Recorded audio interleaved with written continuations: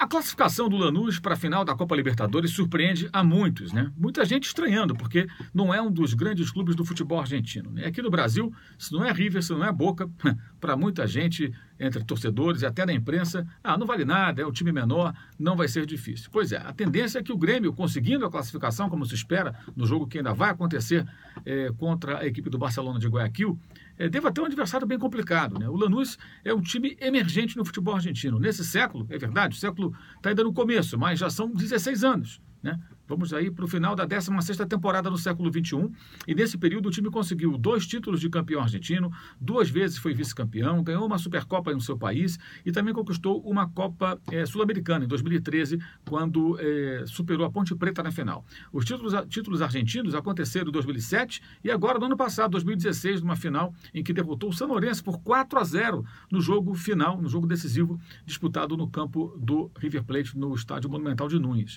Portanto, o Lanús é um time de investimento médio para baixo, pequeno até se compararmos aos grandes clubes aqui do futebol brasileiro, que investem muito mais, têm muito mais recursos, mas que tem sido regularmente competitivo, faz boas campanhas e eventualmente briga por título, consegue até levantar o troféu, como aconteceu nessa campanha de 2016, que o levou inclusive à disputa dessa Copa Libertadores. Alguns equívocos vêm sendo cometidos aqui por muita gente, as pessoas achando que o time não avançaria depois da fase de grupos, não fossem os pontos ganhos no tribunal, pontos perdidos, né, por uma irregularidade pela equipe da Chapecoense. Não é verdade.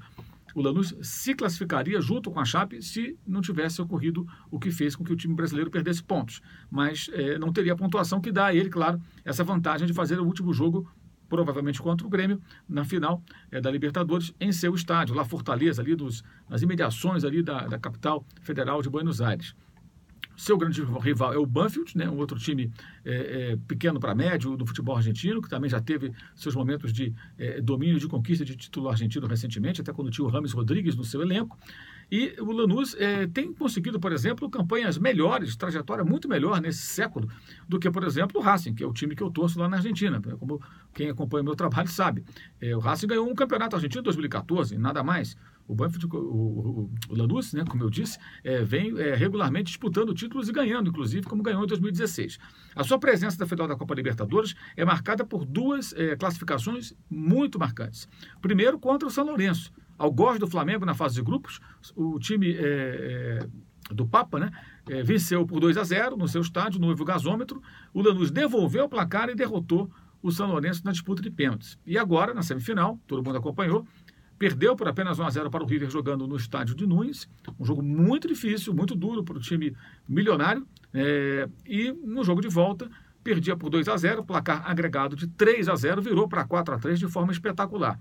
E aí chama a atenção a presença de alguns jogadores, né? O Lautaro Acosta, que voltou ao clube depois de sair até da Argentina para jogar no futebol do exterior, e que foi uma peça fundamental aí nessa campanha até aqui, um jogador muito bom tecnicamente, 29 anos, talvez na sua maturidade como atleta, e que tem um caráter decisivo muito grande.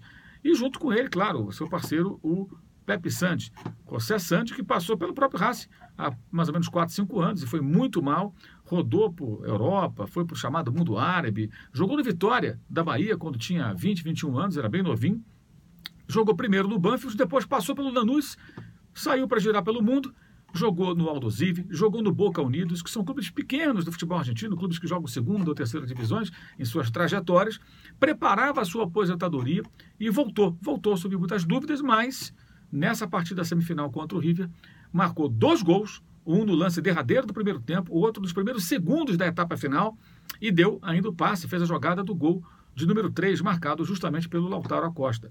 Ou seja, foi para lá de decisivo, o jogador quase aposentado consegue ser decisivo para o seu time numa semifinal de Copa Libertadores, né? Uma relação custo-benefício das melhores, afinal de contas não é um jogador caro, é um jogador praticamente pendurando as chuteiras.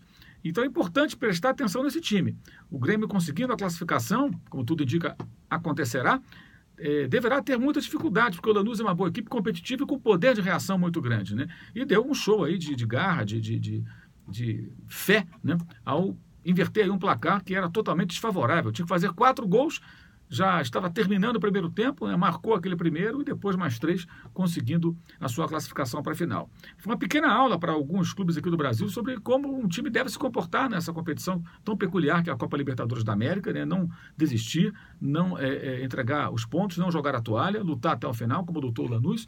E para o Grêmio fica aí o alerta de uma equipe perigosa, uma equipe que é competitiva, que tem jogadores experientes e que já passou por 2 equipes que foram campeões da Libertadores recentemente, né?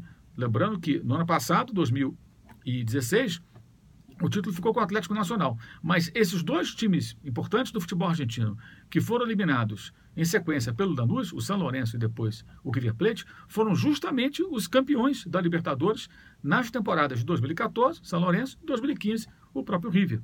Portanto, o Lanús eliminou 2 recentes campeões argentinos e campeões sul-americanos, chega à final e chega com muita força para fazer, quem sabe, uma disputa muito ferrenha e 2 grandes jogos, torçamos, contra a equipe do Grêmio, que vai enfrentar o Barcelona de Guayaquil, uma grande vantagem, com todas as possibilidades, claro, de avançar para a decisão da Copa Libertadores. É isso aí. Saudações.